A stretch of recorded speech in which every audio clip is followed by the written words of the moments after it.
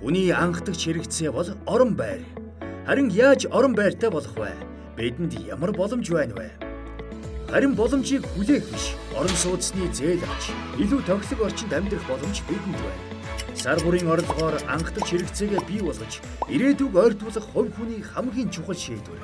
Банкны 1-2 жилийн богино хугацаатай хадгаламжийн их үүсвэрээр 30 хүртэлх жилийн урт хугацаатай орон сууцны зээлийг тасралтгүй тогтмол гаргахын тулд ипотекийн 2 дахь зах зээл дээр санхүүжилтийн тогтолцоо ажилладаг. Үүнийг орон сууц санхүүжилтийн компани буюу санхүүгийн мэргэжлийн байгууллага хэрэгжүүлдэг. Товчхондоо бол санхүүгийн зах зээл болон хөрөнгийн зах зээлийг холбох гүүрэн болж ажилладаг.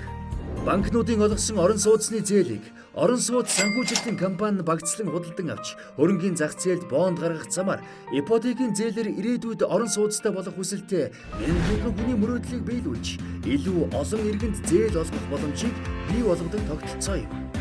Өөрөөр хэлбэл банк санхүүгийн цусны эргэлтийг бий болгож байгаа олон улсад шалгарсан санхүүгийн систем юм.